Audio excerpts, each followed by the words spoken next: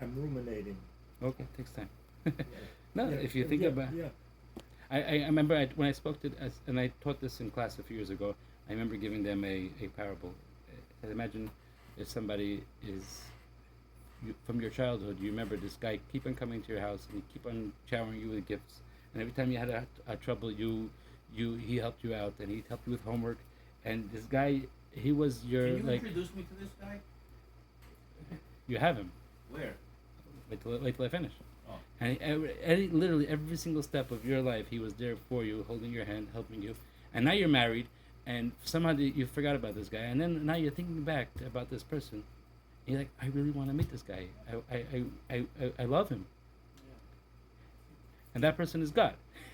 And that is God. We all have God in our life, and if we just stop and think about how He's here for us, and He's always with us and taking care of us, and God, then that brings out a love for Hashem. And that is the commandment. The commandment of Ahavta is to realize what God is doing for us. Wait, Okay. So if I learn with this rabbi, right, and he always invites me for Shabbos, and he's always helping me out with my problems. You should love him, And yes. then one day he decides to move to the Holy Land of Lakewood. That's Yeah, not I the should Holy go Land. there and say, "Oh, thanks God." We can just You go. know, Yeah, you could speak. We have these days technology. You could stay in touch. Lakewood is not the Holy Land. Not enough Chabadniks there. Okay, the next one is V'chol Are you Nafshecha. kidding me? The There's so many, black hatters there. It's like The verse every continues. group. The verse continues, "B'chol nafshecha," with your whole of your soul. Afilu neitlot nafshecha, even if it to the point of giving up one's life. We love God so much, even to the point of ready to give up one's life. We had this throughout history. Jewish people throughout history have been giving up their lives for the sake of God, and the love penetrates so deeply that there's nothing gets in the way. Uv'chol ma'idecha, translated into English as with all of your might. The Mishnah translates as "b'chol mamoncha," with all your money, which means money shouldn't be an obstacle for your love of God. And sometimes loving God costs money, because you have to do a mitzvah, and buying tefillin costs money, and getting good mezuzahs costs money, and you have to buy a lulav and esrog, and every holiday costs money, and your love of God costs, and it is a price to it. So you have to love God with all your money. Now, the interesting question. You know that when you have a list of 2 or 3 things, you're supposed to go in a certain order, a certain pattern. Either you start high-low, or you go low-high. Right? So you said you have to love God with both of your Yetzer Hara, Yetzer Tov. You have to love God with, even to the point of giving up your life. And what's the third one? You have to love God even to the point of giving up all your money. Wouldn't it seem that all your money should have been step 2 or step 1? Well, commentators point out it's, even though it should be that way, the fact is a lot of people appreciate their money and care about their money, and giving up their money is actually harder than giving up one's life. It sounds like a joke, but it's brought down in the This is why commentaries. we don't have that many charitable events. Right. Then What do you mean we? We don't have too many charitable events. Otherwise, we'd have barbecues every day. right. So another explanation. This teaches us Yeah, what does it teach us? a barbecue a day. So another explanation of b'chol ma'idecha, with all your might. The word me'idecha, which means might, is similar to the word midah. Midah in English means a measure.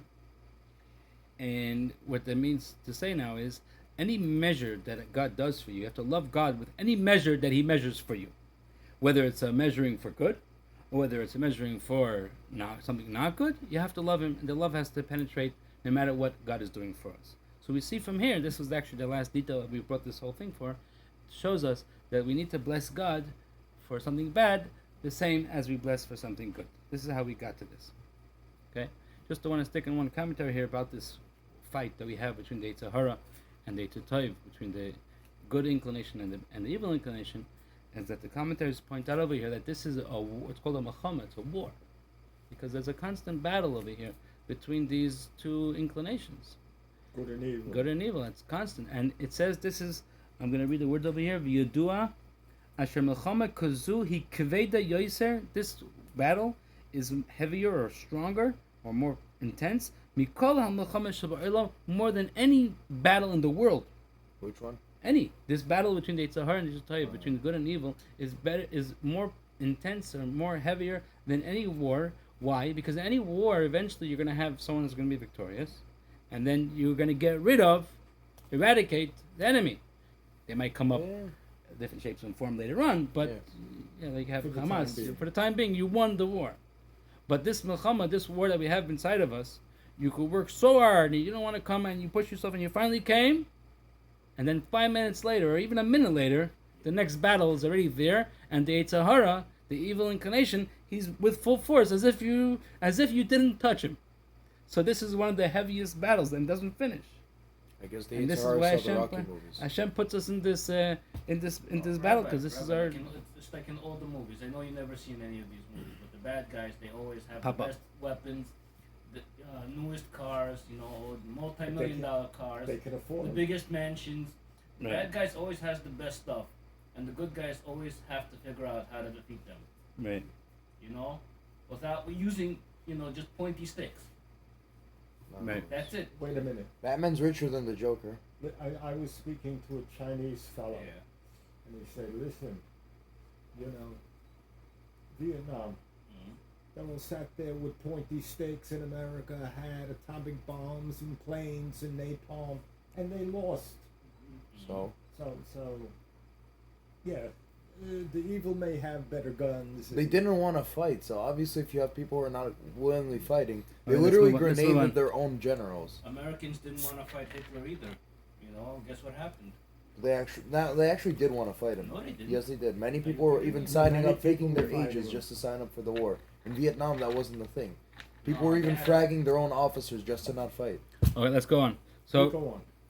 So now we're going to go back to what we started off saying. You have to bless God for the bad the same way as you're blessing something for the good. So let's say God gives you a huge amount of bad, whereas He gives somebody else not so much. We'll talk about it. This disproportionate of. We'll talk about that in a minute. We'll talk about that. Okay. Yeah, talk away. that's the topic of today. So, so we have to bless God for the good the same way for the bad. Okay. So now the Gemara's question is, what does that mean? Bless God. Now we know we have a blessing for good things. We say, Shechianu, Vikimanu, Yanu, Nazman Hazeh, or we say, Hatovu Meitiv, that's a blessing to make that God made good for me. That's the blessing we make for good news. And when someone passes away, God forbid, or something bad happens, we say, blessed be the Dayan Hamet, the true judge. How does that fit what we just said? He just said you have to bless the same way. So it can't be that the meaning over here is the same wording of the blessing. Because the Mishnah itself tells us that there's two different blessings to make. When something bad happens, you make one blessing. And something good happens, you make another blessing. So what does it mean they should bless God the same way? How do we explain If this? you make two blessings for something good, that way if something good happens, you get two blessings which are good. Each blessing is good, so if one blessing is good, the other blessing is even better. That's right. By the way, it could be you're not understanding what when we bless, we're blessing God, not blessing ourselves. I Not don't know, blessing us first. I was the chazan this week at my father's No, place, a lot of people misunderstand that. I just a few days ago I was in someone's house, and are you going to bless the mezuzah? We're putting up a mezuzah in someone's house. How are you going to bless the mezuzah? So we're not blessing the mezuzah. We're blessing God. They gave us the commandment to. You told him not to throw the Not instructions. exactly Also- blessing. I actually learned. Or some people say blessing the food. The blessing is always blessing. Baruch atah Hashem. Blessed be you, God. Yeah, Rabbi Shabbos. We gain from these blessings. We gain, so we end up becoming blessed Yeah. from the Me too. blessings. Because we're blessing God, we get blessed also. Right. But it's What not do that we get are blessing blessed? ourselves. It should be your natural inclination. Rabbi Schechter It's not also like to discussed gather that. coins. He You said- know? Well, that's not the intention, but it happens. Yeah, like you said, if you talk garbage all day, how are you going to feel? You're going to feel like garbage, right? And if you Right. make blessings all day, you're going to feel blessed. That's right. Okay. So No. so what does it mean you should bless the same way? What does it mean when the mission says the same way? You should bless God the same way. What does it mean? It means with the same passion, with the same excitement, with the same feeling. Just like when you win the lottery. Mr. Hashem, everyone over here. Don't forget where Anybody raise your hands? That's for sure. Don't be shy. I'd rather get rich through hard work, not just by luck. Okay, well, next time when you get the good news. Listen, you can give his. Oh, thank you, Hashem. Oh, he's feeling better. That same passion, the same energy. When you hear bad news, and you have to say, "Oh, blessed you, the true judge." You have to make that blessing of Baruch Dayan Emet. It should be with the same passion. That's only when It's someone hard. dies. Also for bad news, we say. You say that with Hashem's name? No. Exactly. But But when somebody dies, Okay, but it's it's supposed still to. that blessing. That blessing has to be done with the same passion, the same excitement. Where do we see this? I should have said it in Manhattan today. The Rabbi says, "Le'nitzacha lekablino besimcha." You have to accept the bad with happiness. And we're gonna bring now a few verses. It's a hard one. We're gonna bring now a few verses we're gonna see this in the Torah telling us to do this. It says in the pasuk, a verse in Tehillim. It says, "Belikim ahalel davar, b'Hashem ahalel davar." It's a verse that says that we're gonna sing God's praises, and we're using the term of God of Hashem and Elokim. Hashem refers to the midah tova, something Hashem is doing something good for you, but sometimes Hashem has to send judgment. Hashem has to be the stern God. Midas hadin, judgment, and even then you have to sing. You see, you have to sing for both. Another place says Chesed Mishpat Ashira, the Hashem Azamera. Again, the same thing, same idea. And a couple more verses where we see that you have to bless for whatever Hashem does. We have to bless Hashem. Now, here comes the big question, and there are many philosophers and many people that non-believers that they say that there's a devil, or God forbid, there's people that say God is bad. God is by the way God is, he's God forbid evil, and he's if you look at you mentioned before the amount of bad proportionate.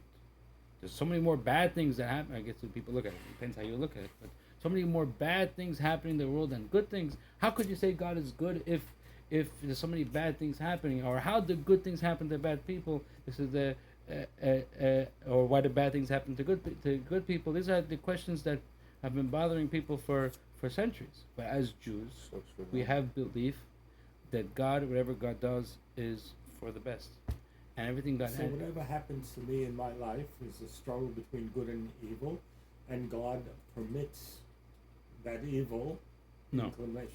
No. So that's the non-Jewish version, because you're saying God permits the evil, meaning that it's a separate entity. It's not. God is doing what we call evil. Well, what looks to us as what looks in our view is evil. God is doing it for His reasons that only He knows, and we don't know. It actually says in Pirkei Avos, the world is the way it is because we are letting the evil inside of us win. Well, when we act evil will befall us. But that doesn't answer the question, because there's going to be plenty of times where we see righteous people that bad things happening to them. The Mishnah in Pirkei Avos tells us, "Ein biyadenu," which means it's not in our hands, it's not in our grasp, not in our understanding.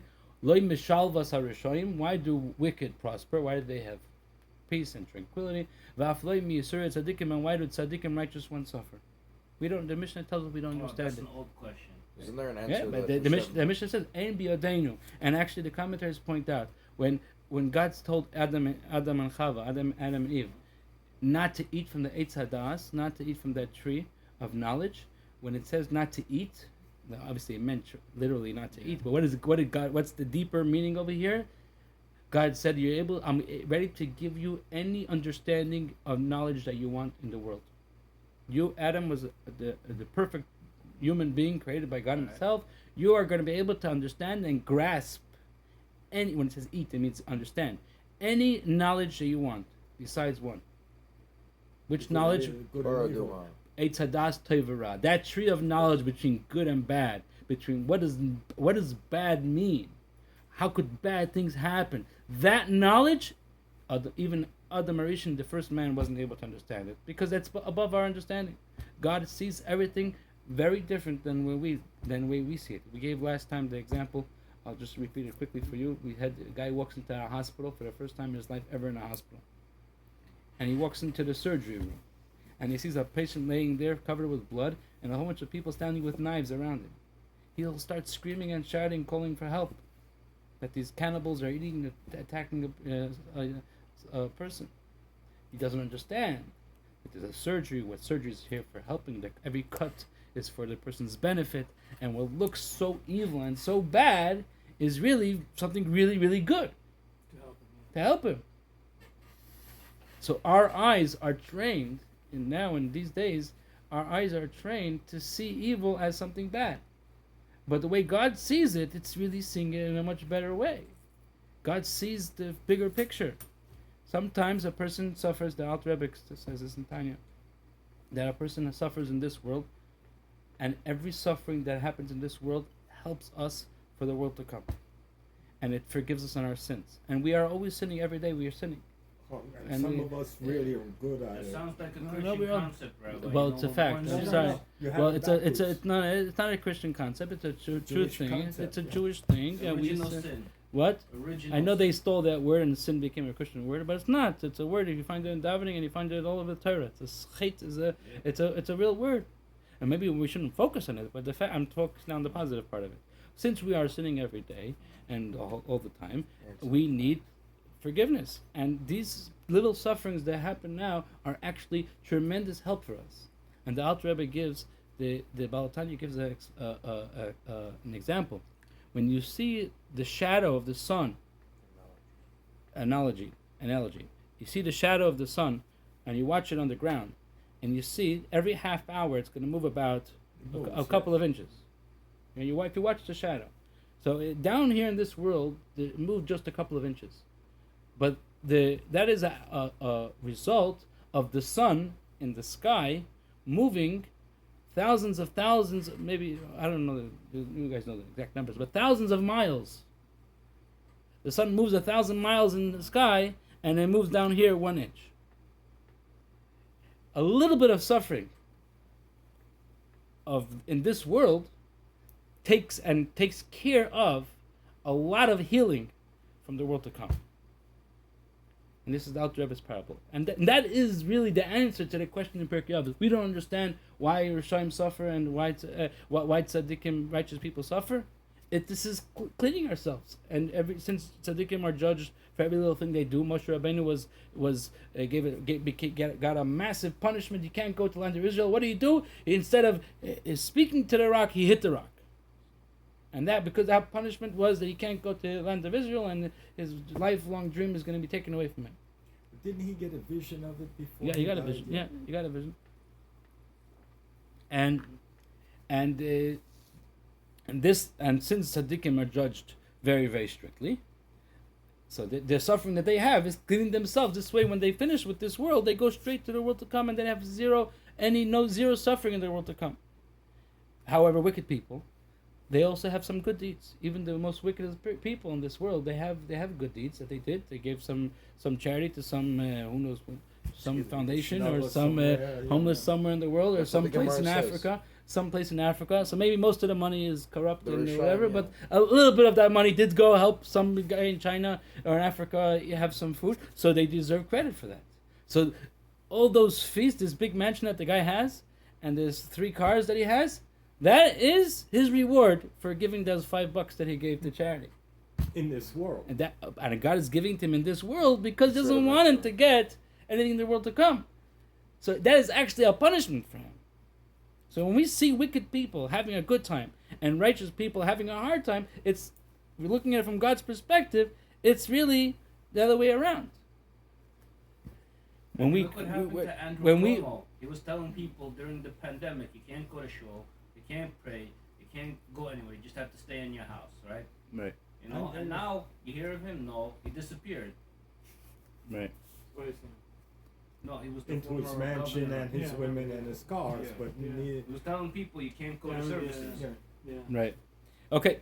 So when we look at it with the right perspective, we take it in differently. And this actually, the Alter Rebbe Tanya also says another point. It helps us from anger and helps us be upset, and it gives us a calmer life. Because when something bad happens to us, we can be more relaxed and we can understand that we can appreciate this. It's really something not so bad. And when someone angers us, when someone gets us angry, and someone hits us or something bad happens to us, take it a different way.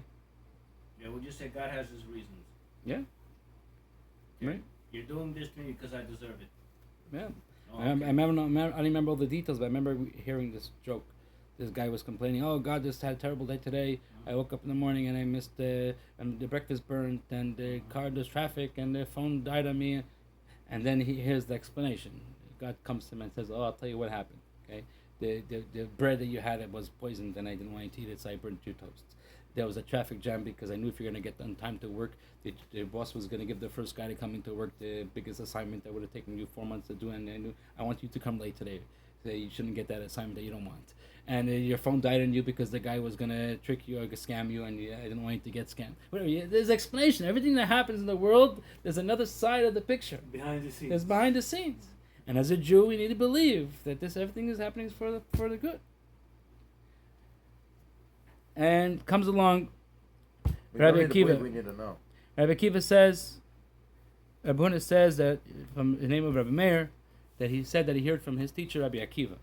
A person should always be used to say, to have a saying. It's called a mantra. A mantra. Whatever God does is for the best. Now this is actually similar to a different famous saying. King Solomon used to say, "This shall pass." This shall pass, right. So there's another saying from Nachum in the Gemara, and a different Gemara not over here, that he used to say, "Gamzu l'toiva." This is too for the good. But the one over here is Rabbi Akiva says, a person should always you should be used to saying whatever God does is for the best. And we have the story. We have a story. On the Hasidic aspect, on the higher level of thinking, not everything is for the good, everything is the good. Oh, we'll talk about that. We're going to talk about that. So Rabbi Akiva was going once on a journey, and it's a famous story, and he took along with him his donkey, a rooster. We did that. No. We said that the rooster and the lamp and everything else was going to the town.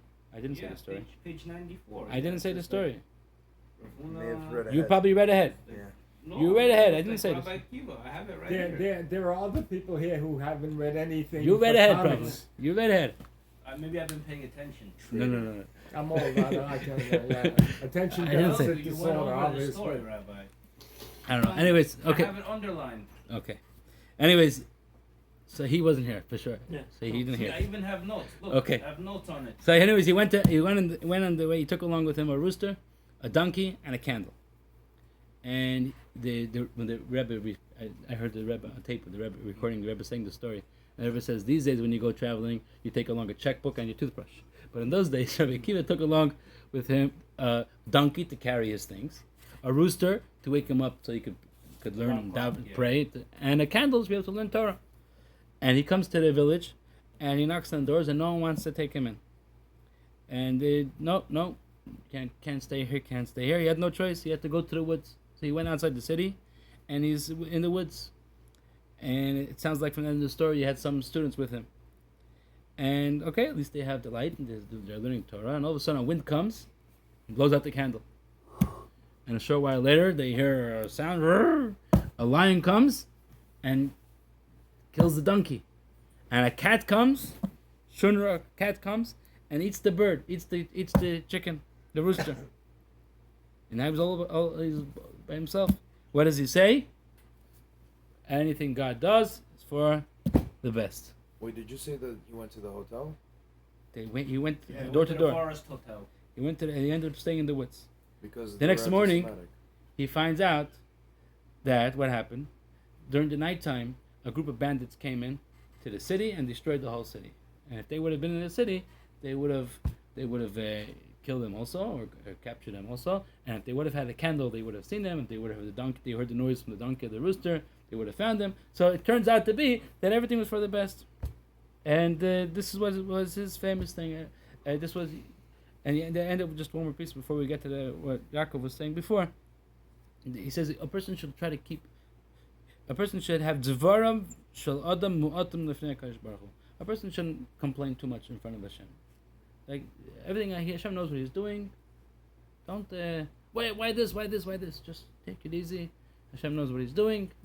He's controlling the world properly. So there's another famous story about happened with Nachum.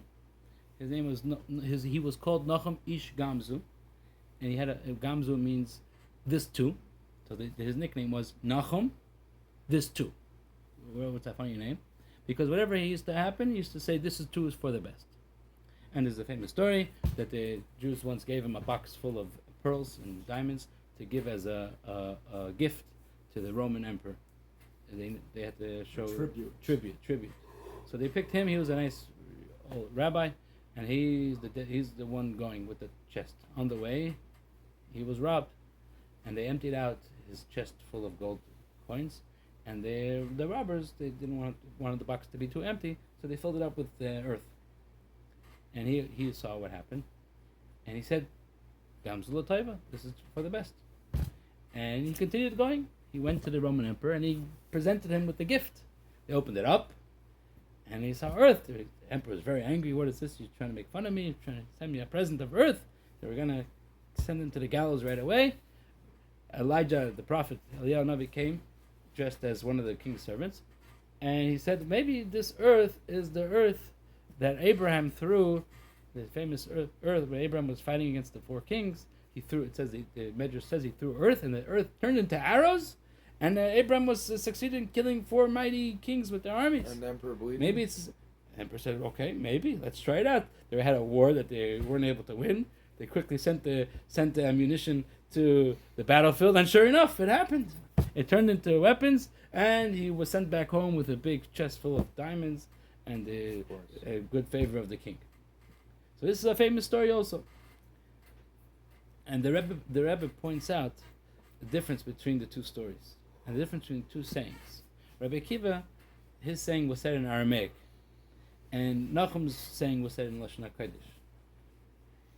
And Lashon HaKodesh, the Hebrew tongue is more pure, more clean. Rabbi Nachum was one of Rabbi Akiva's teachers. He was a generation earlier. And as the generations went down, it became further away from the time of the Beis HaMikdash, so the level of holiness went down, and the Rabbi Nachum's saying is better. Why? When you say Gam Zula Toiva, this too is for the best, you're saying how this itself is where the bad thing itself is good. Not that it's going to bring to something good. In the story of Rabbi Akiva, the fact that his donkey was killed is bad. So bad things happened. The fact that he had to stay outside of it, bad things happened to him. It turned out to be that it was for a good purpose. But the story of Rabbi Nachum, when the jewels were taken away and earth was put in, that itself was the good thing. The king, if he would have gotten the first present of diamonds, who said he would have liked it?